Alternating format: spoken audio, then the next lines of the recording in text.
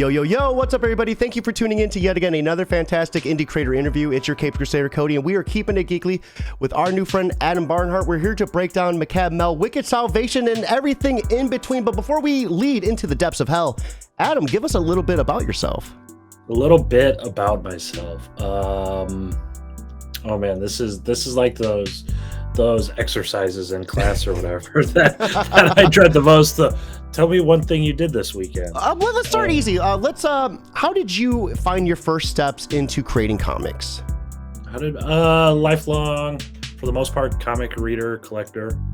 And it just got to the point where I've always wanted to make stuff, whether it be trying my hand at writing screenplays or comics making or something. I don't. Growing up, I always looked to the games that had, I always looked for create your own on the title, create your own character, create your own world or whatever, map buildings, things like that. And I've just liked really telling stories throughout the vast duration of my life. I think middle school, there was a time in middle school I joined a fantasy football league and I took it way too seriously.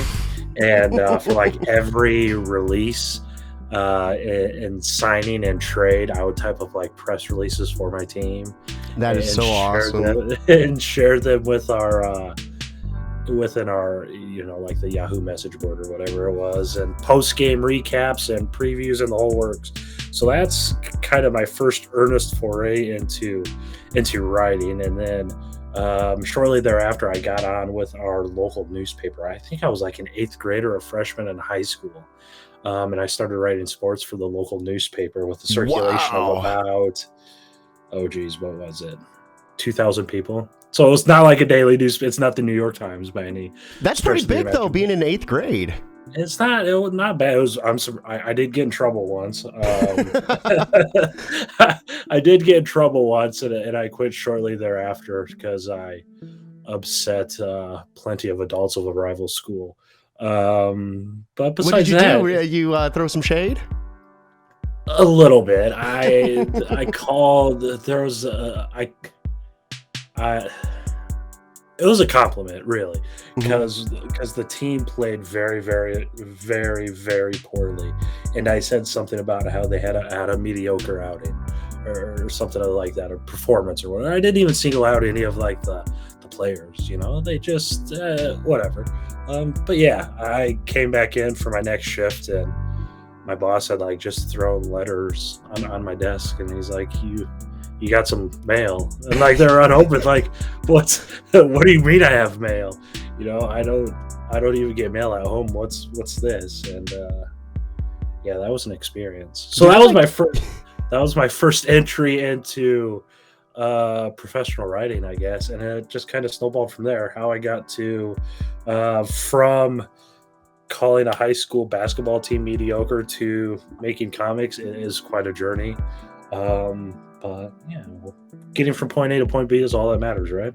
It's crazy because it sounds like you almost like got canceled before canceling happened. Like before Twitter was even a thing, you were just getting mailed canceled. Yes, I was momentarily canceled in one town of 500 people in Northwest Iowa. Oh, that is so awesome. Yeah. So what was some of the first comics that you worked on? Like transitioning from like journalism to script writing seems like it's two different parallels in itself. Absolutely.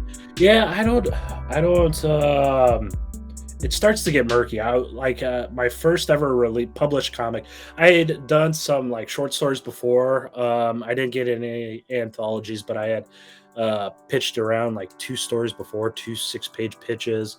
I did like this 8-page standalone thing that hasn't even seen the light of day yet. I printed it on my computer and did nothing with it.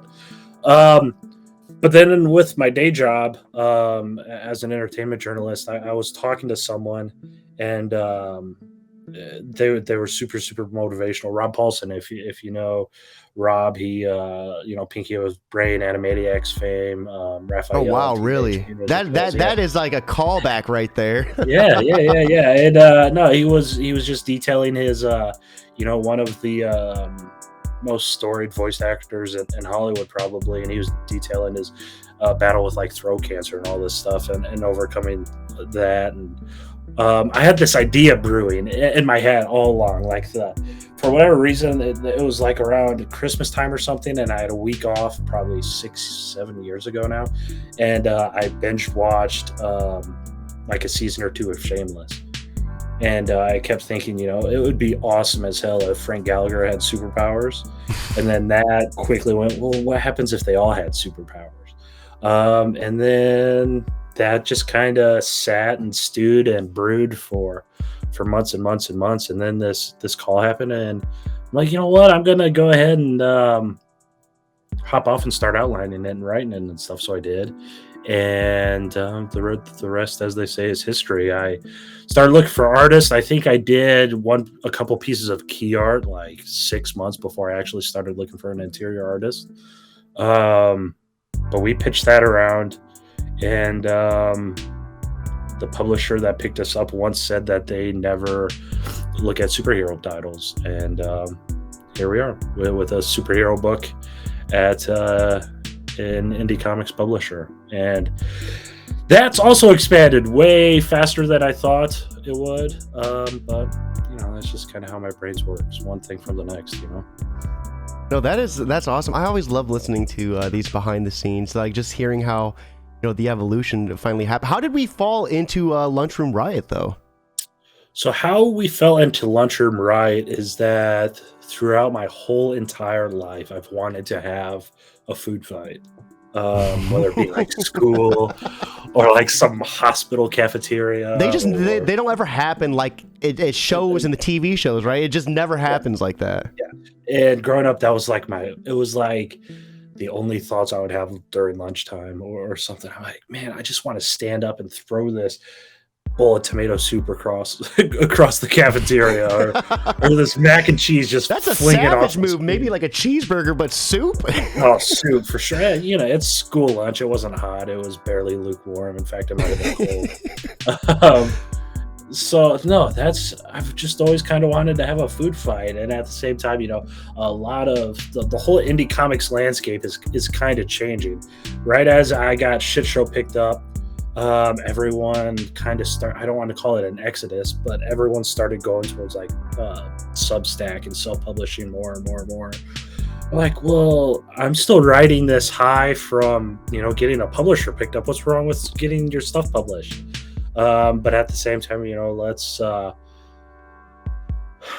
have a backup plan, plan B, or whatever you want to call it, something to fall back on if my short-lived comics career takes a tumble from the publishers. And the more I got thinking about it, I'm just like, man, self-publishing makes a lot of sense. Yeah. Everything's in your hand. It's judging, comparing royalty statements with, sharing royalties with a publisher and looking what you can do via Kickstarter or other crowdfunding platforms, or just self-publishing yourself, just publishing, printing a handful of comics. It's still making comics, and Lunchroom Riot was kind of born out of that thought process. I was gonna call it food fight, but then I'm like, no, let's spice food fight up a little bit, and that is how I got to the name Lunchroom Riot. So that's that. We've done 2 successful Kickstarter campaigns under the Lunchroom Riot banner.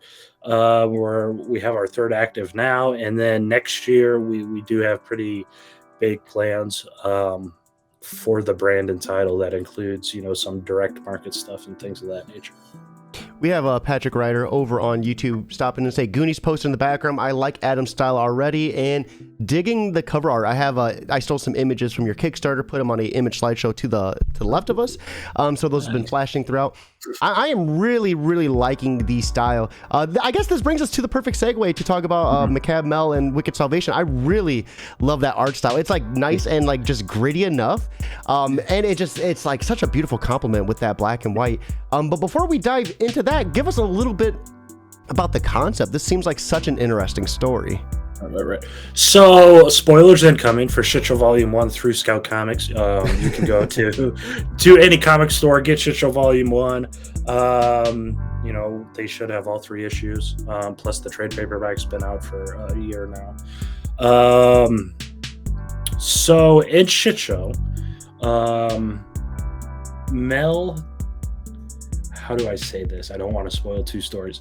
Mel casts a spell, and as a result of that spell, the spell is meant to drive this powerful force from Earth and hopefully save the lives of everyone she's close with, at least, or at least at the very minimum, it would stop this force, a huge 30-foot tall 3-headed demon, from destroying all of life as we know it. But in the RiotVerse, of course, magic has consequences, and as a result of that spell, the kind of architects of the universe decided, well, it's not fair that all these people lost their lives for the failure of their heroes from saving them.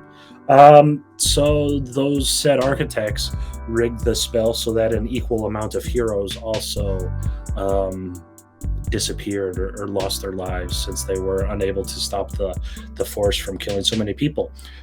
So Mel was one of those heroes. She was one of those unfortunate ones. She died by her own spell, essentially, and this follows that. We learn why she cast the spell in the first place, how she came to cast the spell. I mean, we know she cast the spell in the first place to get rid of the big bad guy, but there's a lot of more nuance to that, and that's kind of explored here, or it is explored here, through her trip to hell. She's not only trying to find out more about herself and more about her own history and more about kind of the world as a whole, but she's fighting essentially for her soul.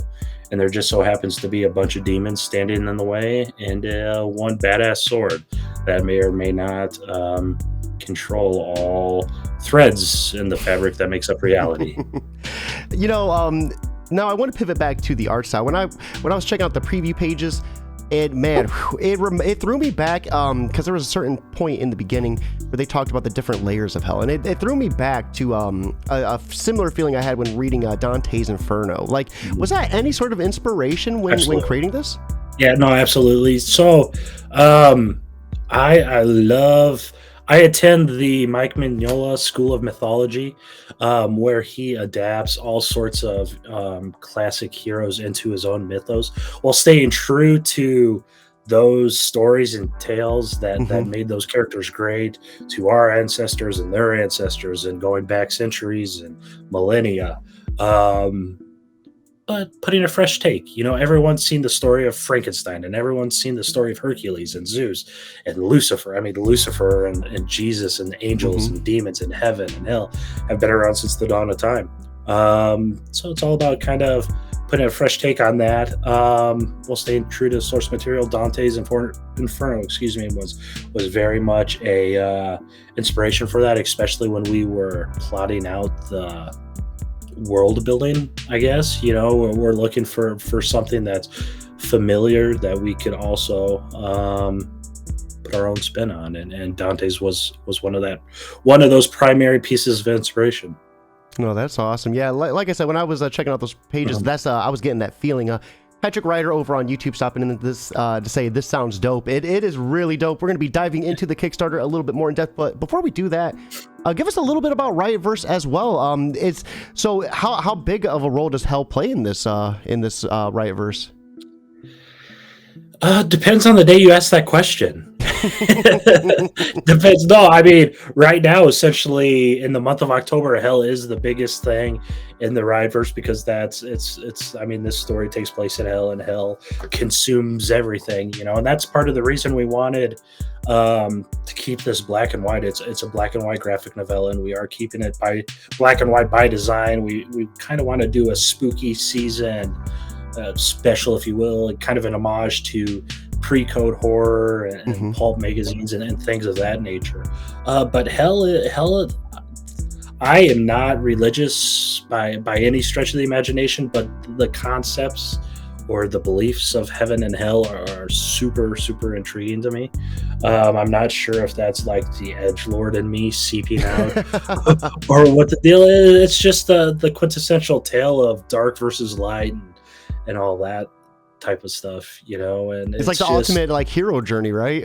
Right. It's exactly. And that's I mean, that's pretty much every story since the dawn of time, but that's especially the case with Macabre Mel here. You know, she's on her hero journey to hell. You know, it's just fascinating that no matter which religion or no matter which, I don't want to say canon, you know, mythology you look at, there's always an underworld, right? And it's always a place you never want to be. Maybe there's some cool, awesome hell out there. What if that was cool? Yeah, but it's just this fascinating place. You know, I think fear is arguably the most powerful emotion, right? You know, it drives most of our. It's the one single fear, terror, being scared. You know, all of that drives probably our decision making more than anything else. So thinking of this place that all of those feelings are just consuming every inch and crevice and nook and cranny of the entire realm or dimension or whatever you want to call it. You know, it's just it certainly makes for good storytelling, interesting storytelling, I think. You know, I think it's really interesting too, bringing up the fear aspect of it. When I kind of started falling out of religion when I was younger, my biggest like eye-opening like revelation to it was the fact that they use fear so much to control. So much to keep you in line and obedient. And like I just thought, like when like we learned about what the Lutheran like massacres and everything like in school, and it's like when you're older, you're like realizing like, dude, like religion was the root of all of this, and it's like yes. It blows your mind. We have Joey Galvez over on YouTube stopping and say what's up. Thank you. Welcome to the stream, Joey. For anyone watching, here is the link to the Kickstarter. We're gonna be checking this out. In the meantime, check this out with us. Be sure to back if you're unable to back it. Share it on Twitter, share it on Facebook, share it anywhere you can. Word of mouth is 100% free, and we want to get as many eyes on this as possible. So let's go ahead and switch over to the Kickstarter and see what the hype's all about.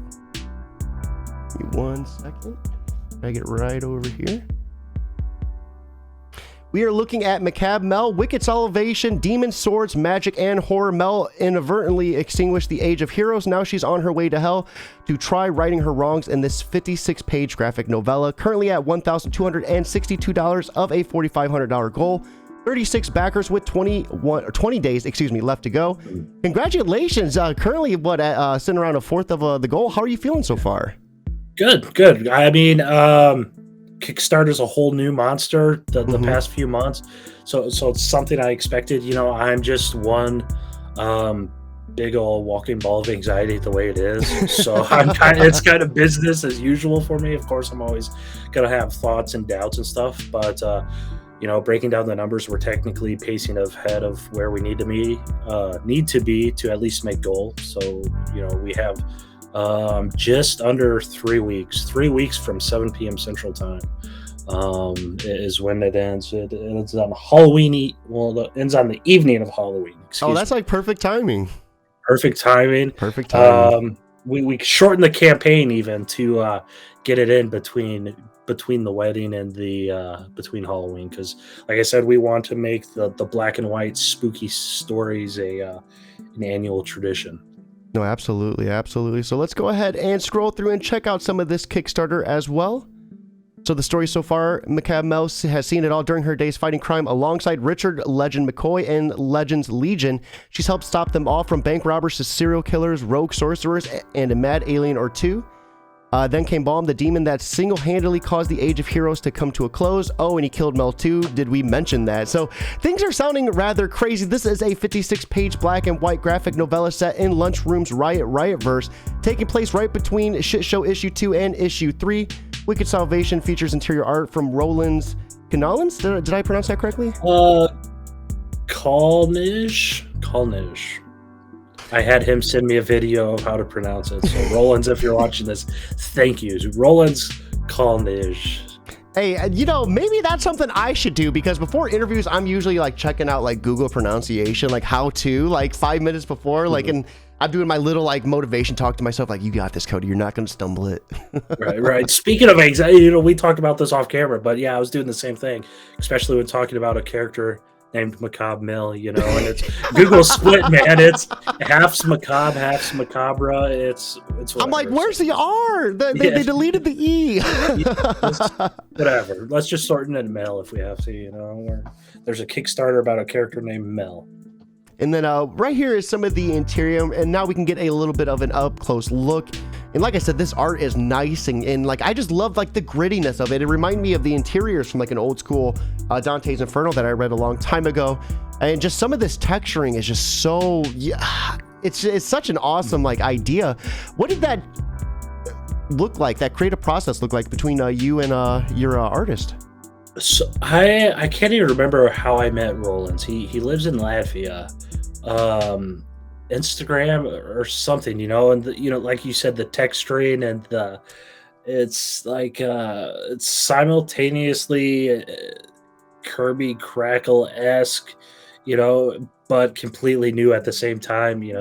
I saw it on social media somewhere, and I instantly connected with him. I said, "Hey, man, if you're looking for some work, we got to work on something." And I've known him for years now. He's done some of those short stories I mentioned. He had a short story in a Kickstarter I did earlier this year, and finally we got a story, and he got the time.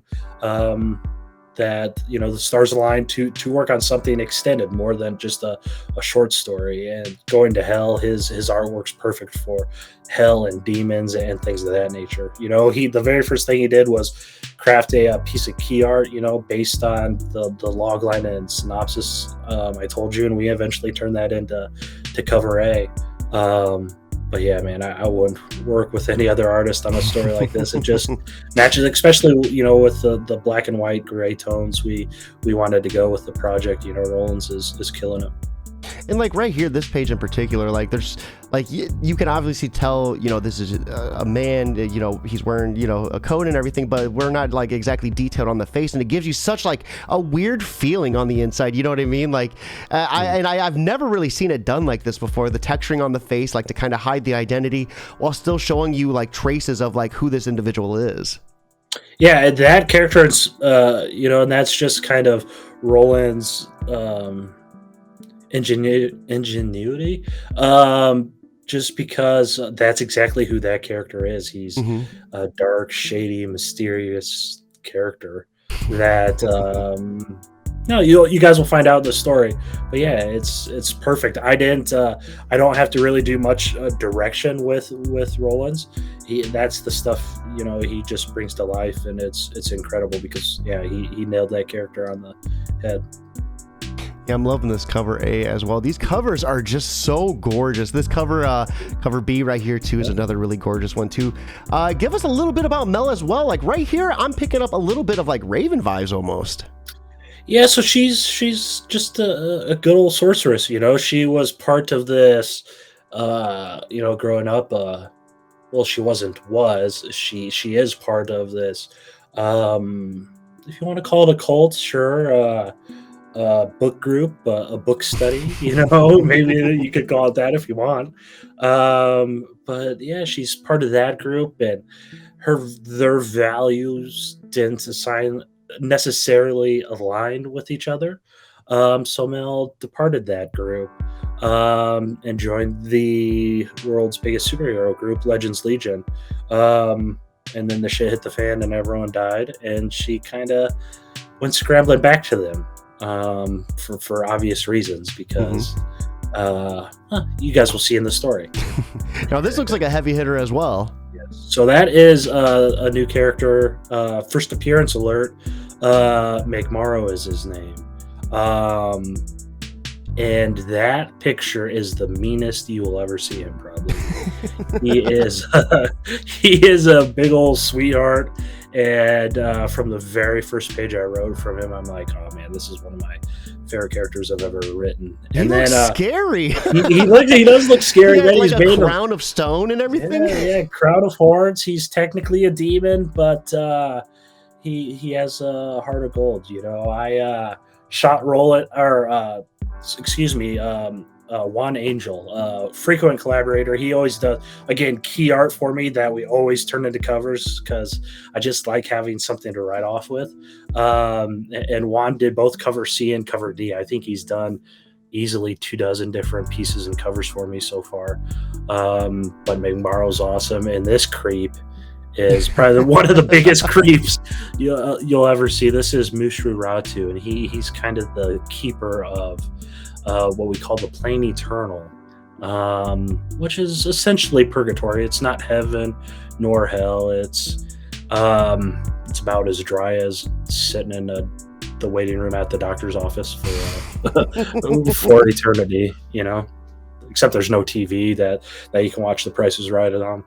Yeah, dude. So I remember, oh my God, anytime I was sick, like staying home, laying on the couch, watching Price is Right. You spent those afternoons watching Price is Right.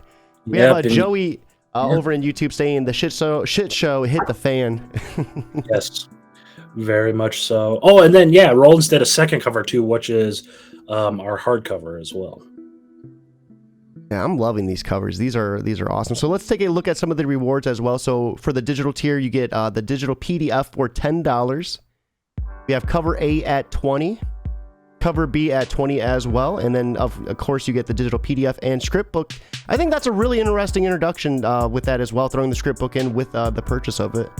Absolutely, yeah, and that's we always do that with like a digital deluxe type thing, and we take it a step further. I'm not just sending you a PDF of a script, but I design it so that the script and the actual finished page are on one page, or if we have process shots, so you can actually see from script to pencil, or from script to layout to pencils to inks to colors to letters. That's awesome.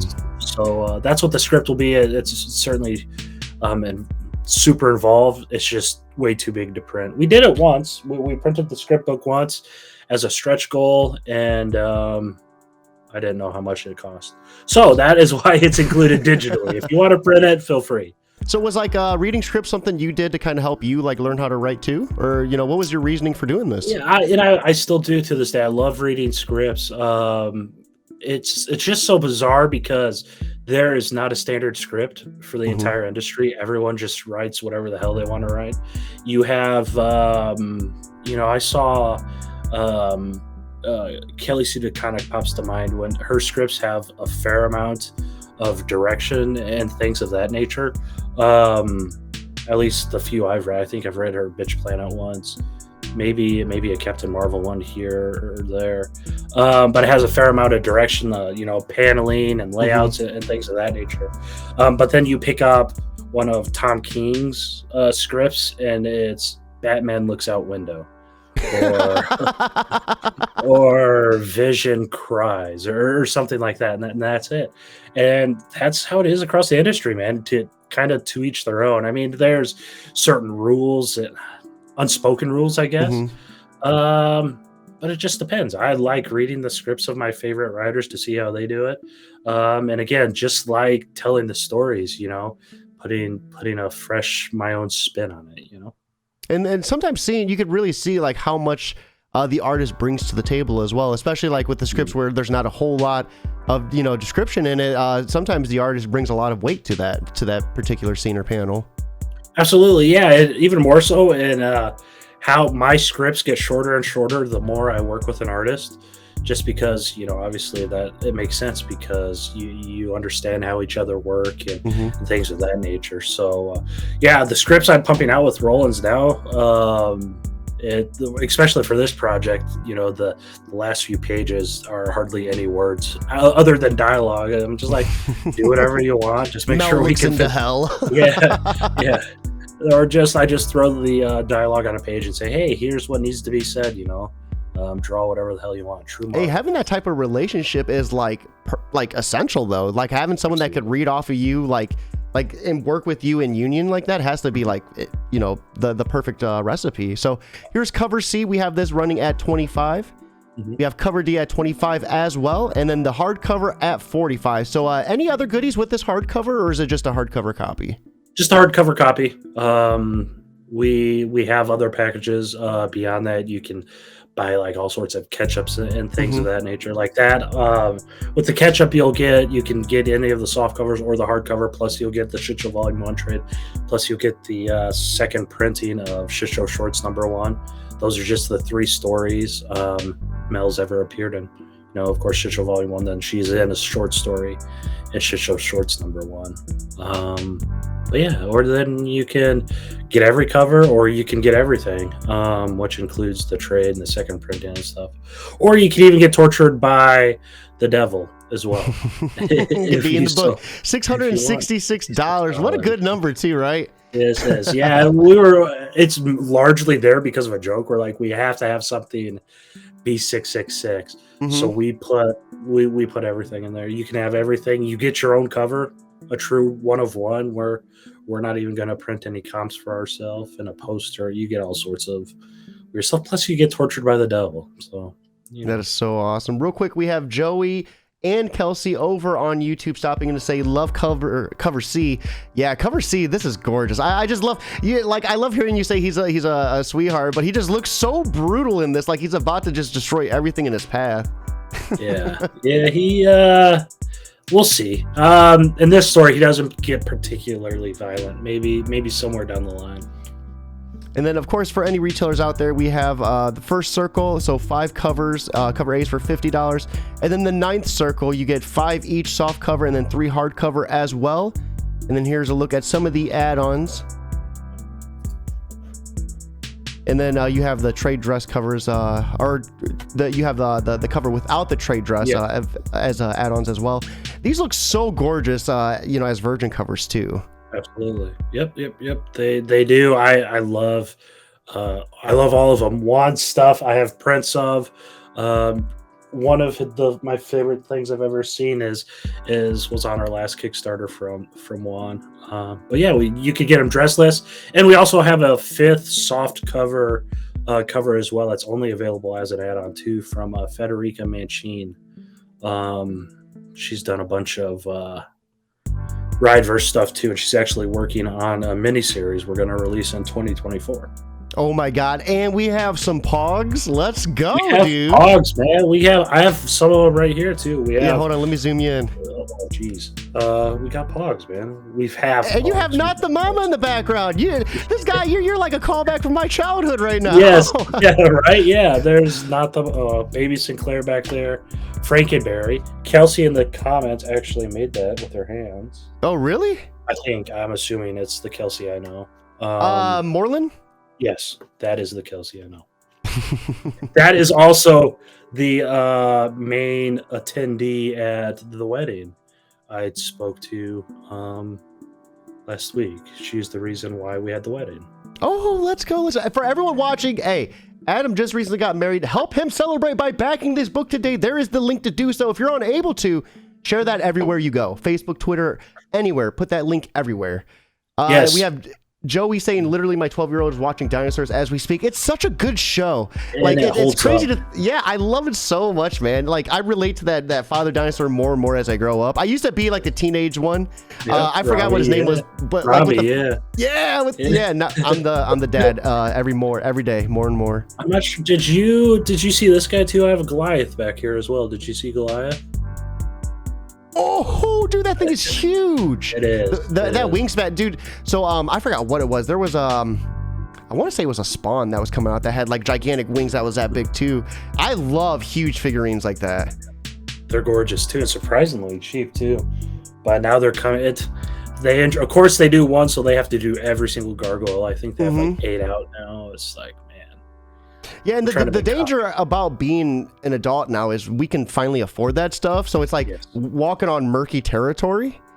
So especially with addictive personalities, Yes. Oh man, I just started getting into Gundam kit building, and I'm buying like 2 or 3 at a time, and it is shoo. So that wraps up the Kickstarter. Let us go back to our main screen. So Adam, after taking a look at that campaign in its entirety, what would you like to say to anyone who might be on the fence about backing?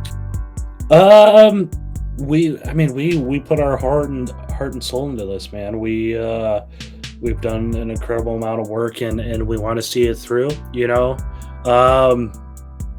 I mean, we would love your support, but at the same time, we totally understand that the world is also in flames, you know. So under no circumstance feel pressured. You have to. What we're doing here, Macabre Male Wicked Salvation is a standalone story. It's nearly the size of 3 single issues. If you're wondering why the price is a little higher than you would see at a comic store, you know. There are 56 pages of story in there, and you know, if the one story isn't enough for you, it is part of a greater universe, and we don't plan on stopping anytime soon. I think between now and the end of next year, there are 12 separate issues coming out, all within the RiotVerse. You know, Mel's going to return, and maybe the Devil's going to return, and maybe you see Macabre finally rip someone in half. You know, who knows? That was the perfect segue. I was about to ask, what is next for you? So, I mean, outside of the Lunchroom Riot label, or I mean, on that label, but outside of Macabre Mel, you know, what else can we expect from you? So, in December, January-ish, we're gonna launch our next phase of Lunchroom Riot, I guess, and I can't talk about it too much, but you will see much more from us. We have a couple titles in the works that we're just going to release, not through Diamond, not through a publisher, not through Kickstarter. We are doing a couple Kickstarters next year on the schedule. One kind of similar to Wicked Salvation. If you guys love it, it has to do with not hell, but it has to deal with this guy who's had no choice to be born into this religion that worships a god that may or may not exist, and that god may or may not look a lot like Cthulhu. And then another one with how do I say it? Like I said, I love pre-code horror. I love pulp magazines, so we're kind of doing an even bigger homage to that next October. With again, I'm not sure what I could say on that front. It's a one shot with some backup stories, I guess. It's a full issue, so it's going to be probably, again, 56, 64 pages around that area. And then April 2023, I have Keepers of the Cosmos coming out through Scout Comics. Okay. So across those 3 facets, 10 issues in 2023, I think. I was just saying, you sound busy. Yeah, it's I am not bored by any stretch of the imagination. Real quick, we have Joey over on YouTube. We love comics. We want you to love them too. And then we have a new friend, PSN Tiff, stopping in over on Twitch to say level up guy, and stopping in to support. I put some trading cards, business cards in a game store, and it looks like they're finally starting to pay off. So thank you so much for stopping in on there. Before we wrap things up completely, Adam, I always love ending the show on a strong note, and that is asking for a little bit of advice for anyone who might be new or maybe struggling in the industry. So for anyone out there who might be having a hard time just getting going, what type of advice would you offer them to help them kind of just get over that barrier and just get started? Man, I'm still trying to get over that barrier myself. You know? I mean, the thing is, at the end of the day, you're going to find more happiness, I think, telling the stories you want to tell, as compared to developing, I sound super hipster saying this, but trying to make something commercial. You know, I totally understand publishers exist to make money. You know, they are businesses, and they're going to pick up the stories that they think can move and sell books and sell copies. But at the same time, you know, while it is nice to get published, so you could say you're published, having been there, you know, it's, you know, just tell the story you want to tell, I guess.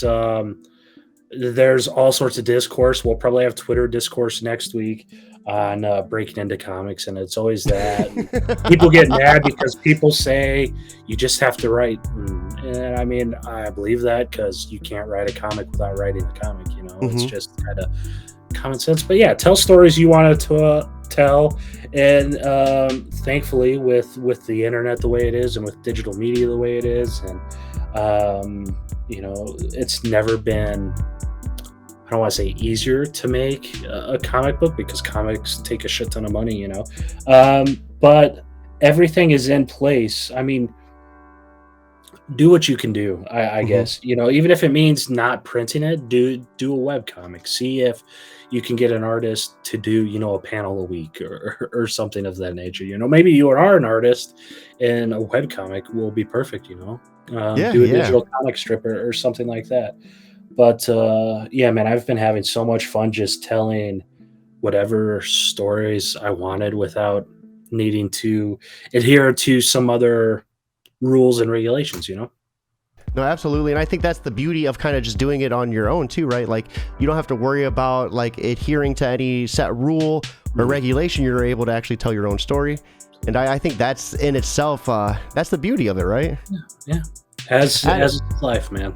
yeah, absolutely. Adam, thank you so much for swinging by. I really appreciate it. Everyone watching, here is the link to back this campaign. Be sure to check it out. If you're unable to, just simply sharing it on Facebook and Twitter is 100% free, and it's going to help get more eyes on this campaign. That being said, I hope you all have a lovely Monday, but most importantly, guys, keep it geekly.